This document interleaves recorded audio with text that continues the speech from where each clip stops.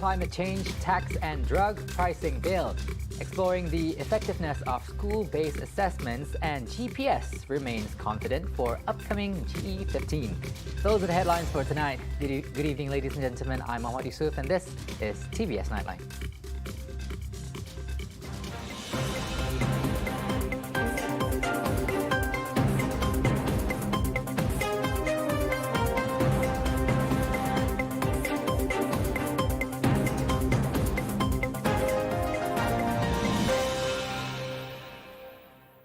We begin with our top story. The U.S. Senate has successfully passed a bill to fight climate change, lower the cost of prescription drugs, and at the same time, raise corporate taxes. The $430 billion bill is the largest investment the country has made so far and would allow the U.S. to cut greenhouse emissions down by 40% by the year 2030. Known as the Inflation Reduction Act, it was passed with the tiebreaker vote cast by Vice President Kamala Harris when the votes to pass the bill reached a 50-50 result at the end of the two-day weekend session debate between the Democrats and Republicans. On this vote, the yeas are 50, the nays are 50. The Senate being equally divided, the Vice President votes in the affirmative, and the bill, as amended, is passed. Madam President, it's been a long, tough, and winding road. But at last, we have arrived. I know it's been a long day and a long night, but we've gotten it done. Today, after more than a year of hard work, the Senate is making history. I am confident the Inflation Reduction Act will endure as one of the defining legislative feats of the 21st century. Our bill reduces inflation, lowers costs, creates millions of good-paying jobs, and is the boldest climate package in U.S. history. This bill will kickstart the era of affordable clean energy in America. It's a game changer. It's a turning point, and it's been a long time in coming. Prior to the passing of the bill, Republicans criticized the bill for its legislations of $430 billion in spending and roughly $740 billion in new revenue. They also argued that the bill will not address inflation, denouncing the measure as a job-killing, left-wing spending wish list that undermines the growth of USA's economy, which is in danger of falling into recession. To Americans who've lost faith that Congress can do big things, this bill is for you. To seniors who face the indignity of rationing medications or skipping them altogether, this bill is for you. And to the tens of millions of young Americans who have spent years marching, rallying, demanding that Congress act on climate change, this bill is for you. The time has come to pass this historic bill. Now, the abolition of the Primary School Achievement Test, UPSR, and the Form 3 Assessment, PT3 test in the National Education System is being carried out to ensure that the School-Based Assessment, PBS, can be implemented effectively. Senior Education Minister Dr. Muhammad Razi Muhammad Jidin said the implementation of PBS is not new as it already started in 2011. However, teachers still focus too much on examinations to ensure students obtain excellent results. Muhammad Razi said the abolition of UPSR and PT3 is also to ensure that teachers can implement teaching and learning PDP in a more creative and innovative way to ensure a more enjoyable learning environment.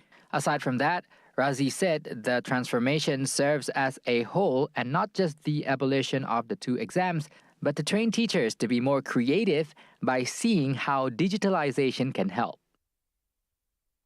Now, with the 15th general election nearing, the Gabungan Parti Sarawak GPS remains a strong political bloc, especially in representing Sarawak. According to political analyst Associate Professor Dr. Awang Azman Awang Pawi, the matter was proven when GPS won a landslide victory during the 12th state election.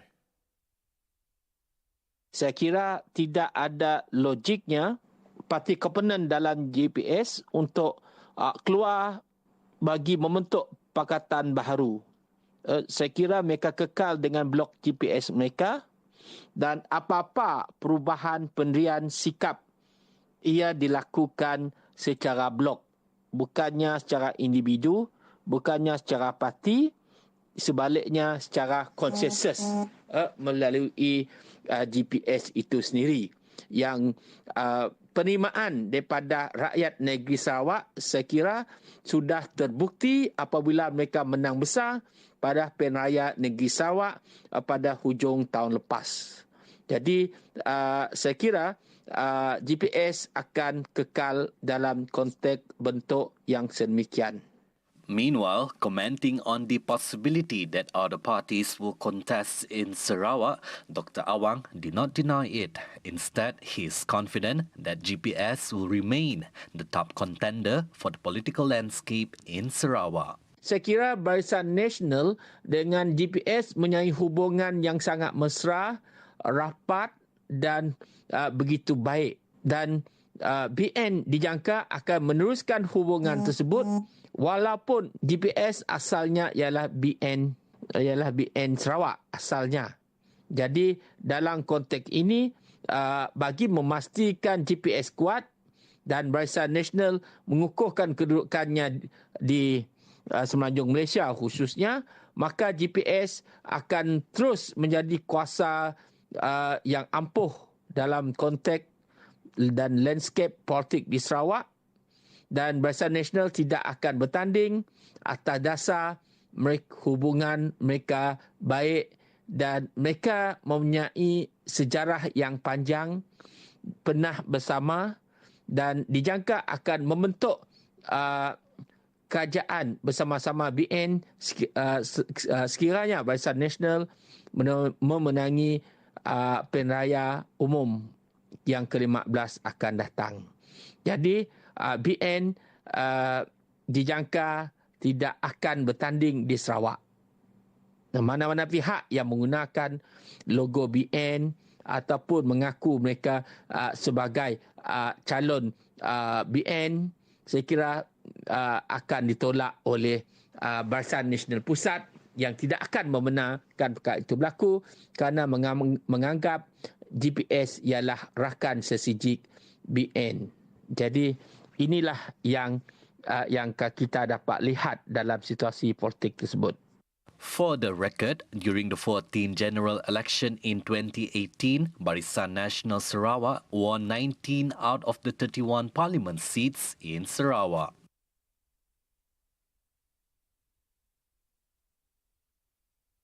Now, the Department of Statistics Malaysia DOSM released a data that shows a decline in the number of students who chose to pursue their tertiary education.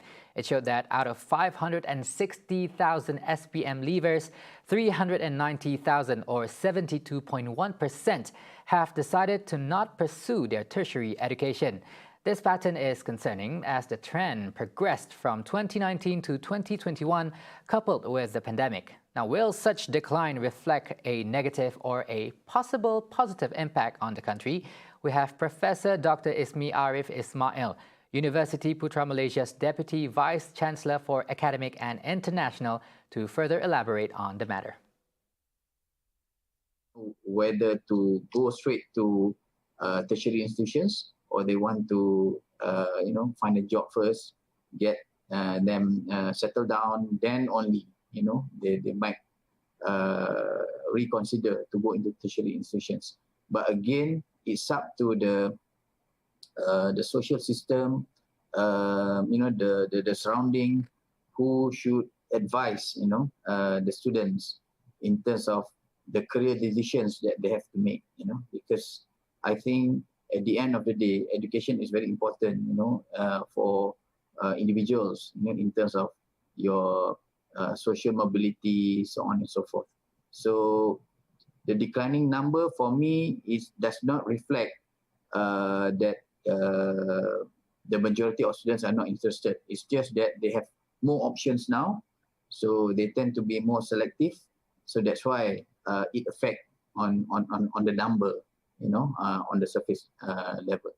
Opportunities are prevalent in social media, and many of our youths are attracted to this idea of generating fast and most often easy income. A generation that leverages on digital technology is essential, said Ismi, as it will complement those who are highly trained professionally in their respective fields. Based on studies conducted, even with this, this cyber generation, mushrooming, it does not affect on the number, because we should be fair that everyone is educated depending on the degree that you expose yourself to, but to say that the social media generation will affect and will have us having less number of highly educated people, I think is wrong, because we still have a lot, coming into mainstream, and we are not short of those who prefer to do professional degrees. But I would say that in the future, we are going to have these diverse professions complementing one another. Another factor that contributes to low enrollment, admitted Ismi, is on the amount of salary being offered to fresh graduates who have just completed their study. The topic has been debated for a long period of time, not only among graduates, but is a concerning matter for the country. According to the Malaysian Employers Federation, the low starting salaries for fresh graduates is temporary, as individuals are required to equip themselves with the much-needed skills in creating a demand for themselves in this competitive era. But should this be practiced in the long run? The National Employment Council is trying very hard, to make sure that we can really, pay properly, give the right salary or wages, to our people. But of course, this is work under construction. I believe that the industry has to work, closely with all the relevant stakeholders, including the tertiary institutions, to ensure that we can really give the right pay to commensurate, with the level of education possessed by our people. Of course, the advice that we can give is you start first, gain the experience, and as you go along, and as you add more value, to yourself professionally and personally, then you can demand for a better salary or better pay, and I am sure that industries are willing to pay more if you have demonstrated that you have upskilled yourself, you have all the added value.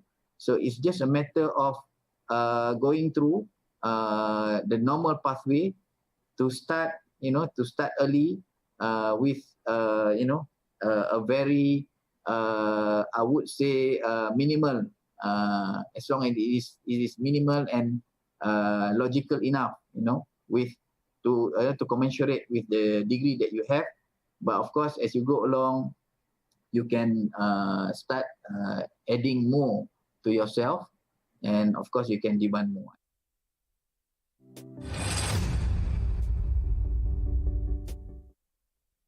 On to the next news.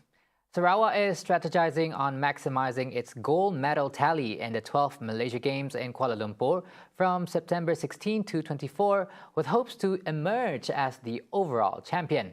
Thus, calls upon all sports associations in Sarawak to send medal contender athletes' names before August 10th to finalize a solid team to compete in the Games. The 10 kita akan mengetahui sukan-sukan lain juga. Betul juga seperti bowling, yang dikabarkan ada 9 saja peringatan, tapi kita meminta 11 kategori ataupun medal yang akan dipertandingkan. So, kalau kita tidak ada cukup pemain, whatever these players, then we have no problem lah. He told reporters during a press conference at Sarawak's Badminton Association on Monday. Meanwhile, he noted that national athletes who are Sarawakians are now undergoing their respective trainings in Peninsula Malaysia. We have 2 players actually yang dalam skuad pelapis negara di Kejalir, tu KL. Yeah.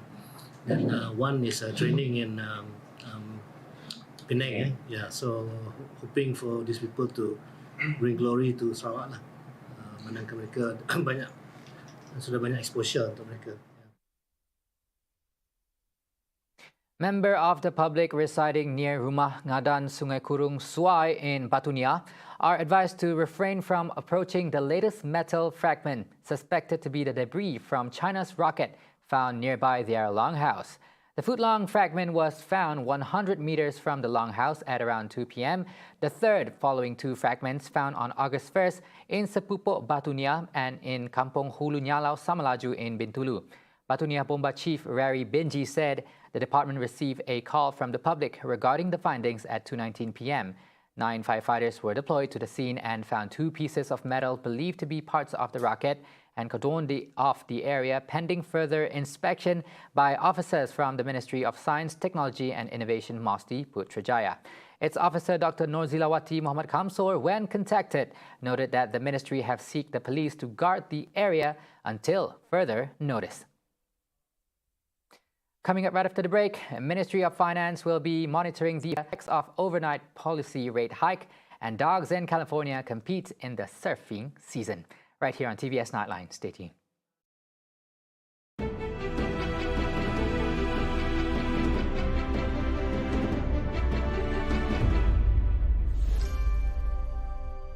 And some other places. Hey, what's up, guys?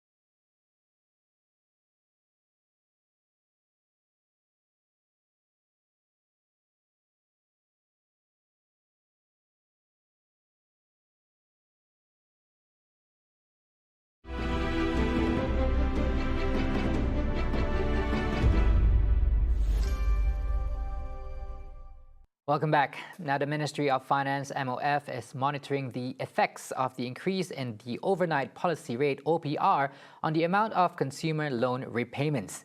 Deputy Finance Minister Datuk Muhammad Shahar Abdullah Saud said the ministry, through Bank Negara Malaysia (BNM), is leveraging on social media to advocate to the public over its move to increase the OPR. Explaining further, Muhammad Shahar said Bank Negara Malaysia's decision to increase the OPR by 50 basis points to 2.25% from 1.75% was made when the economic indicators were showing positive signs. Bila petunjuk-petunjuk ekonomi negara kita sekarang ni berada dalam keadaan yang baik, kadar pengangguran daripada 5.2% Mei 2020 kepada 3.9%, kita lihat FDI negara kita sudah bertambah baik. So pasti Bank Negara mengambil keputusan untuk meningkatkan kadar dasar semalaman 25 mata asas. Namun demikian, Yang Berhormat Kerajaan melalui Kementerian Kewangan memantau adakah kesan ini memberi kesan kepada jumlah bayaran balik pinjaman kepada rakyat. Cumanya apabila kita kurangkan sebanyak 125 mata asas dan apabila kita naikkan 25 mata asas, setakat hari ini 50% mata asas. Jadi ini sebenarnya betul ada meningkatkan sedikit, tetapi kalau nak dibandingkan sebelum pra-pandemik, ia masih berada dalam keadaan yang terkawal. Cumanya persoalannya bagaimana kita nak memberi pendedahan kepada rakyat supaya kadar OPR ini tak disalahartikan. Kementerian Kewangan melalui Bank Negara Malaysia sedang mempergiatkan usaha untuk memahamkan rakyat melalui tindakan-tindakan kita di media massa dan media sosial. He said so during a question and answer session at the Dewan Negara sitting. In reply to Senator Nuridah Muhammad Saleh's additional question about the increase in OPR and how the ministry explained to the people about the increase. Additionally, Nuridah also submitted question 5 to the Finance Minister regarding the expected duration of the country's economy being in an inflationary situation and to what extent is it true about the country's economy heading towards hyperinflation.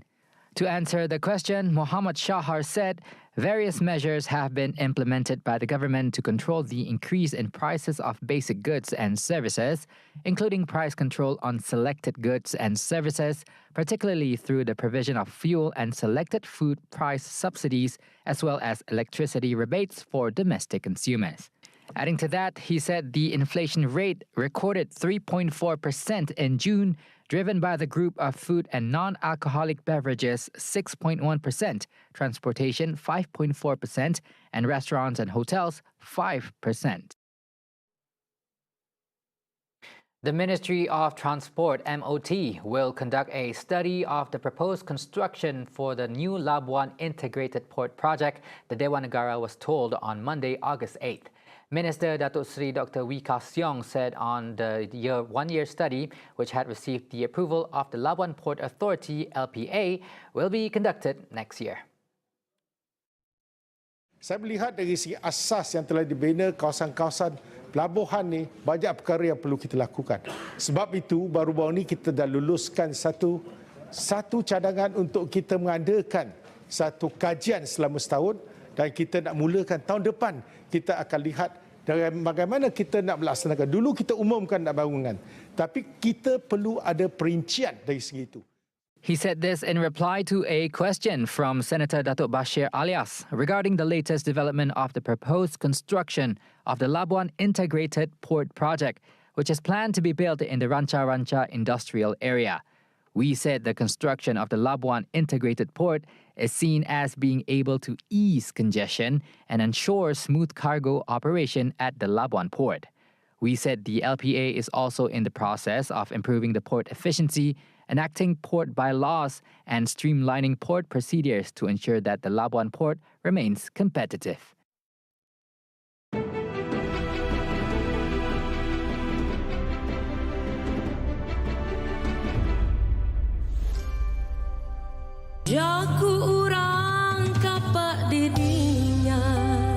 Actually, aku sepatutnya recording orang Malay Swelter.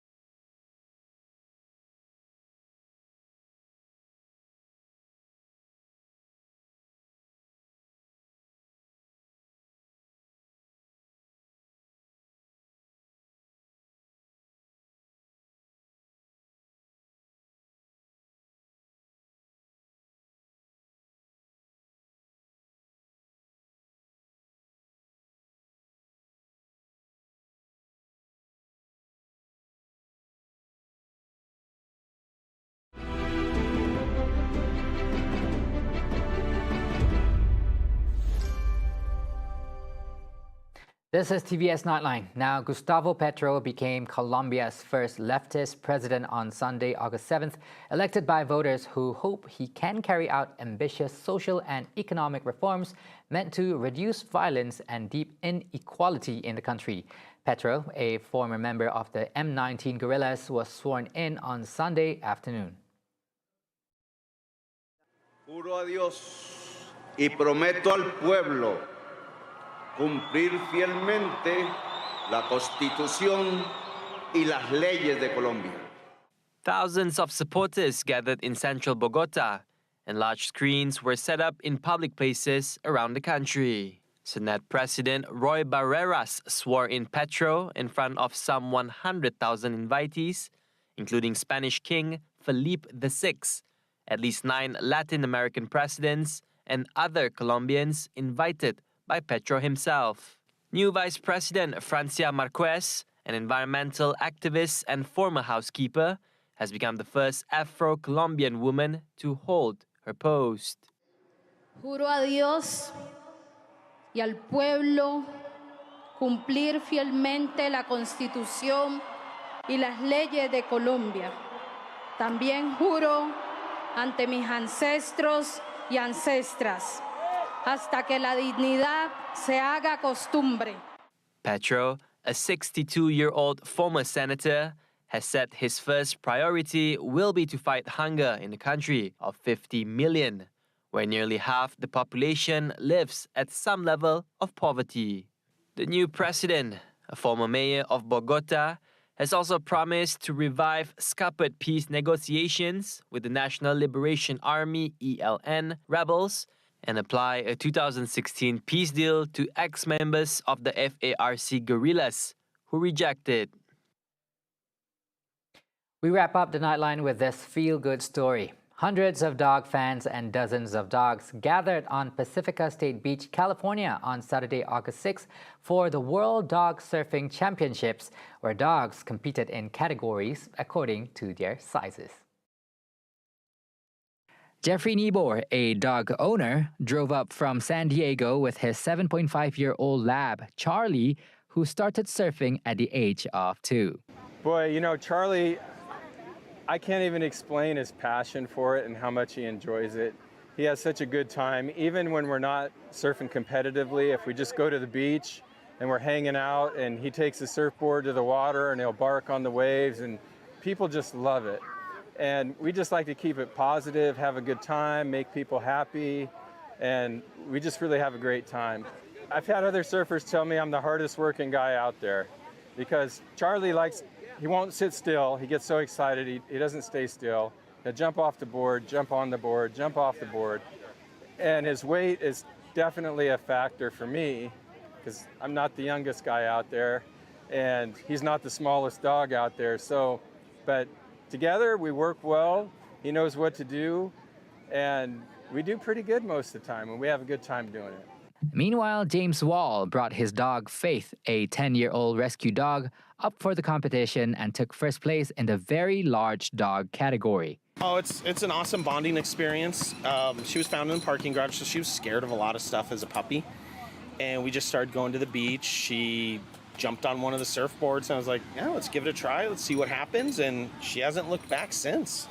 Dogs are judged on multiple factors, including the length of the ride, technique, standing on all fours versus sitting versus laying down, confidence, and the size or strength of the wave. The small dog group includes dogs from 0.45 kilograms to 9.1 kilogram.